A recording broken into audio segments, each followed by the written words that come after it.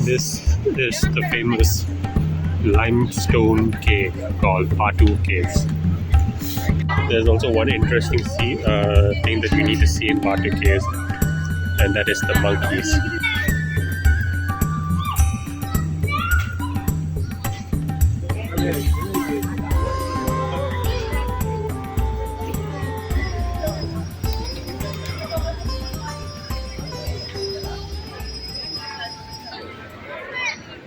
Right, so we just had our delicious breakfast, and now we are just on our way to the KTM Putra station, and we are about to board the train to BATU Caves. Quite excited to go there because I've been there last time, and it'll be good to revisit the same place again after maybe like 5 years. So yeah, I'm looking forward to it. This is the famous skywalk.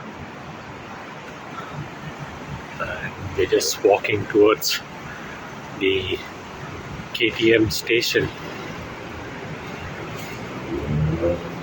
It's quite beautiful. The roads, the buildings.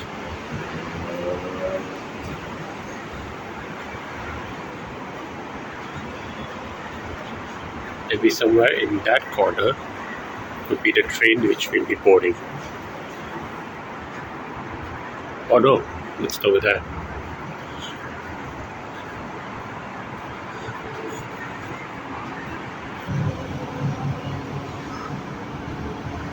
That's the KTM line.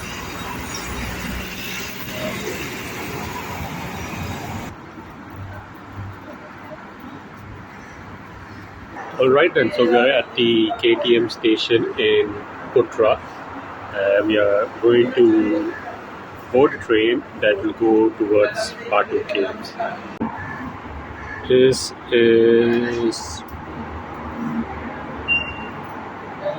is where we are right now, and this is where we will be going, the BATU Caves.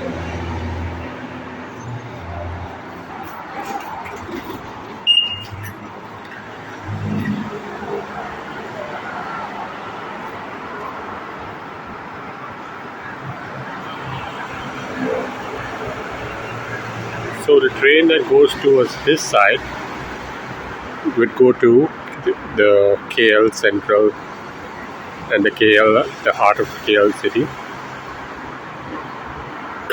And the train that goes towards that side would lead to BATU Caves.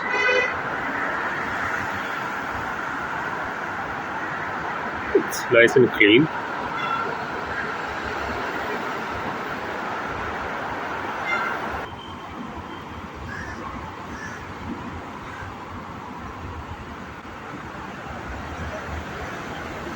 Really like about Malaysia is that it's so nice and green. There's so much of greeneries all around.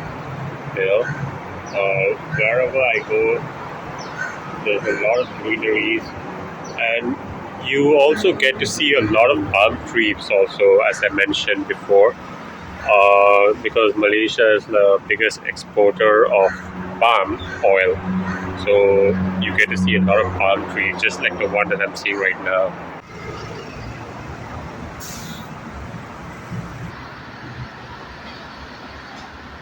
In my university days, I used to wait around an hour for the bus shuttle to take me from the university to Kajang KTM station. Then that ride from the university to Kajang KTM station was around 30 to 45 minutes. Then from Kajang KTM, we would never know what time the train would leave. Sometimes we'd get lucky that the train just comes when we're there, but most of the times that wouldn't be the case, and you would just have to sit here waiting, doing whatever you have to do, and then you have another 35 to 45 minutes journey all the way to KL Central to do anything that day. So you have to make sure you utilize the entire day properly in KL Central, then take the train back to Kajang station and wait for the bus there as well. So does it get scary, like whenever you miss the train, like, and when you have to wait for the next like 15 or maybe 30 minutes to wait for the next train? Does it really get scary to be alone in a station like Kajang? Generally, at least in Kajang, it would be pretty crowded, so you wouldn't really be alone. But yeah, it can get frustrating. So, but what's even scarier is missing the university bus back, because there you are actually alone outside the station and it's dark and it's in the middle of nowhere. So yeah. So the station that we're in right now, it looks fairly clean and nice. Is it the same in all the other stations? No, it's not the same in all the other stations. It depends where the station is. For example, KL Central is very well made compared to this. But Kajang looked worse 5 years ago. I'm not sure now because now they have an MRT stop as well, so it looks more defined. All right. So you have heard it from my sister because she was a student here before in Kuala Lumpur, Malaysia. She did a bachelor's from Nottingham University, which is near the Kajang station. So if ever she has to make a trip all the way to the heart of the city, then she has to take this line to go all the way to KL Central and to other places. And the funny thing about this train is that it's not like a high frequency transport. So it comes like if you miss the train, then the next train might come after like 20 minutes. And I'm pretty sure that it has like a start and an end time too. So maybe the last train that leaves here to Kajang or to BATU Caves could be maybe like around 8 or 9 p.m. maybe, or maybe 10 p.m. could be the last train that goes to either side of the station.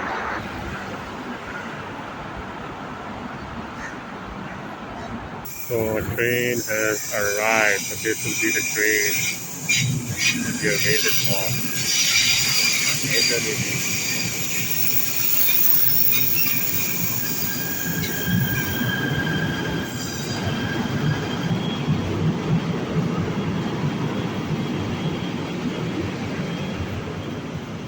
So you just hold it.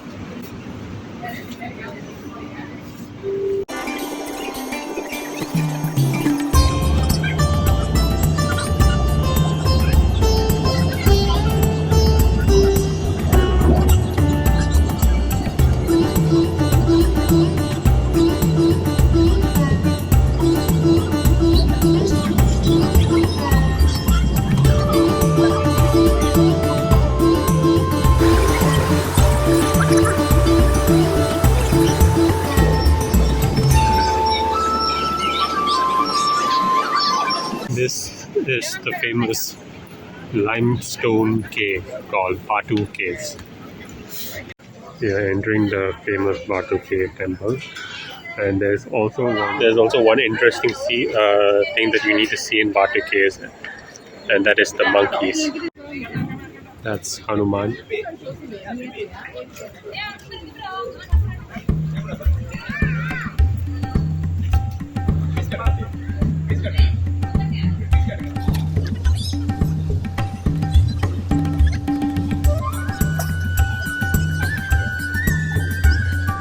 Who is the king of BATU Caves?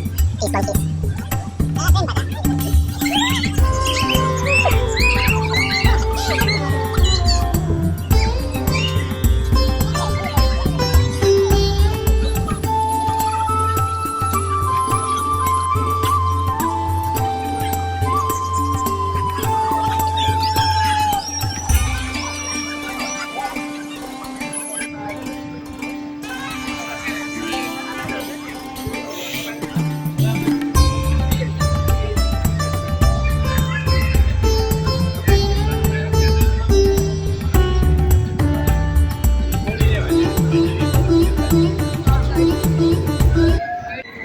Okay, so I am at the famous BATU Cave temple over here. So I'm quite excited to be here. The reason why you get to see this statue behind me is because this limestone cave temple, when you enter into this temple, the entrance is actually in the shape of a spear, which happens to be the Lord Murugan's weapon. So because of this, one of the Tamil trader, he got inspired by this cave, and that's when he actually decided to name this place as the Lord Murugan Temple over here. So Hinduism is as such one of those religions which has a large expansion right from Kandahar and all the way to Cambodia, and it also has its influence here in the Southeast Asian region too. And yeah, so even during the Raja Cholan Empire, which was mainly operating from Tirunelveli, right? Or was it no, from Tanjore? So they wanted to expand the empire, but this temple was not actually built by the Cholan king, but it's actually built by one of the Tamil trader who got inspired by looking at the limestone cave temple. When he entered into the temple, he saw a whale shape, a shape of a spear, which is the weapon of Lord Muruga. So here is a statue of Lord Muruga standing behind me.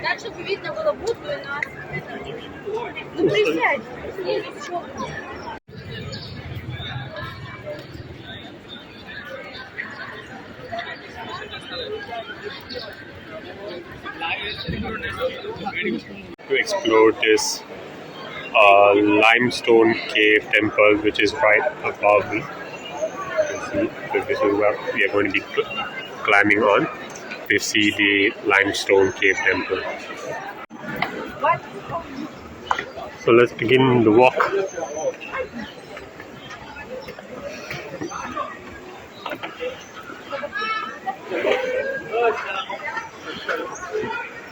Alright then, so we have made it this far and we have many more to go, and that's where we need to be going, over to that cave.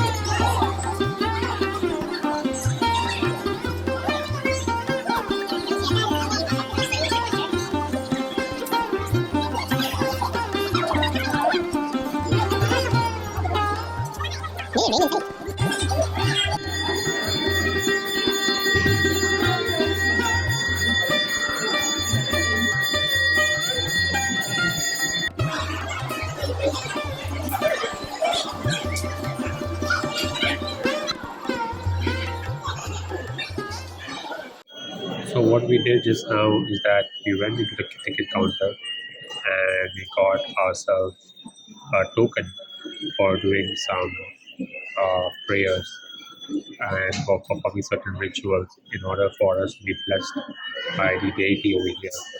So in return of the token that we are given, we get in return uh, this small offering which consists of flowers and bananas, and there's a sacred ash that we apply on our forehead over here.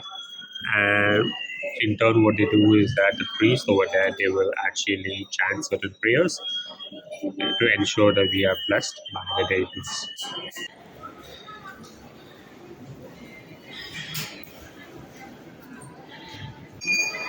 It is worth noting that when you enter into such kind of premises, you are supposed to show your respect by removing your shoes and your socks also, in case if you're wearing slippers, also you need to remove them. And you need to also ensure that you are following a certain proper dress code, like females who are entering into this temple, they're not supposed to be wearing shorts. If ever they're wearing shorts, then they will have to buy some sarong or some skirt that they can rent, just like how they do in Bali. It's raining inside the limestone cave.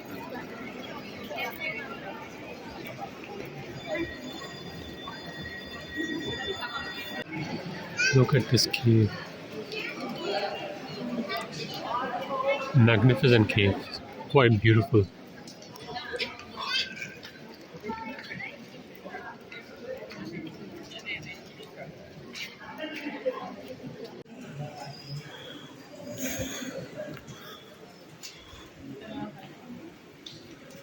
Check out this limestone. It's quite moist and wet.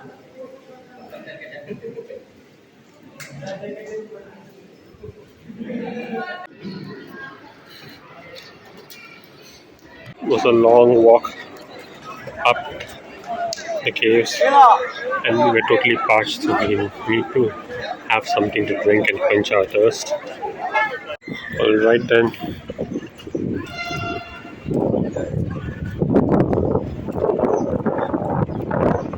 We'll be making an entry to this temple. They say no shoes allowed, so maybe we may have to put our shoes down. Where can we put our shoes? We can put it there maybe.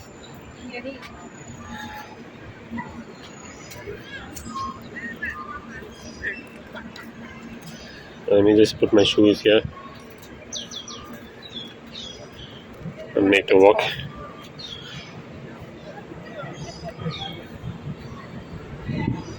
Not that hot.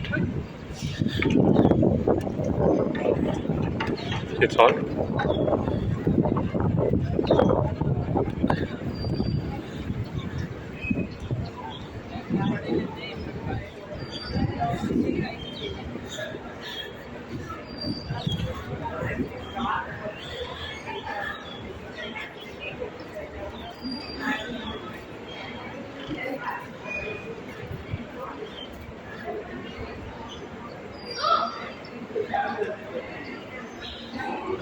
In Hinduism,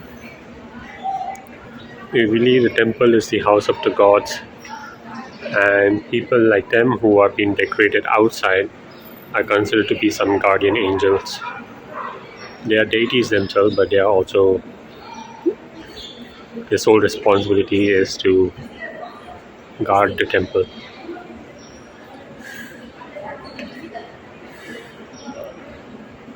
So I guess these are different, as you can see over here, these are different avatars of Vishnu. I may not be able to tell you what's what, but these are different avatars of Vishnu. This one over here is called the Padmanabhan Swami, who happens to recline. So his idol or his statue is also there in one of the temple in Trivandrum or in Tiruvananthapuram. And over here are different portraits of the reincarnation of Vishnu.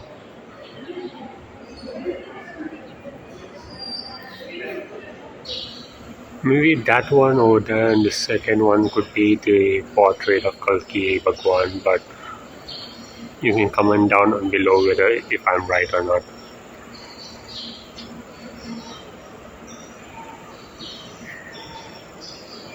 And this is also one of the avatars of Vishnu, where he has taken the form of a lion, or Hiranyakashipu, or Narasimha actually, sorry.